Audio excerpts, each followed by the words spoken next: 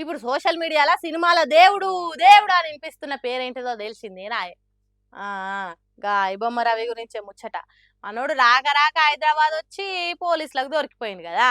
ఆళ్ళు తీసుకపోయి స్టేషన్‌లో ఏసి, ఇక్కడ ఆయనిచ్చిన సినిమా ప్రసాదాలను స్వీకరిస్తున్న సినిమా భక్తులేమో, మా రవిదేవుడిని ఏమన్నా చేస్తే ఊకునే ప్రసక్తే లేదు. ఆయన ఎట్లకైనా బయటికి రావాల్సిందే. అది ఇది అని అనుకుంటా సినిమోలను, పోలీసులను పారేస్తున్నారు. కానీ ఆ సోషల్ మీడియా దేవుడు పోలీస్ విచారణలో ఏం చెప్తుండో ఎరికేనా? నేను ఈ పైరసీ షురువు చేసి 6 ఏండ్లయితుంది. ఇన్ని రోజులు నన్ను ఎవ్వలు పట్టుకోలేకపోయిండ్రు. అందుకే అదే ధీమాతోని నెట్‌వర్క్ పెంచుకున్నా. ఎన్నంటే అన్ని పైసలు పోగేయాలనన్న ఆలోచనతోనే ఉన్నా. అట్లా ఇది తప్పని గుర్తించలేకపోయినా. కానీ ఇప్పుడు నేను చేసిన తప్పేందో తెలిసొచ్చింది. జైలు నుంచి బయటకు రాగానే మొత్తం మారిపోతా. అస్సలే పైరసీ జోలికి పోనే పోని గాని కస్టడీలో పోలీసులతోని మొరబెట్టుకుండట ఐబొమ్మ రవి. మరి ఇందులో నిజమెంతనో అబద్ధమెంతనో మనకు తెలవదు గానీ ఈ ముచ్చట ఇట్లా అన్నాడని బయటకొచ్చింది.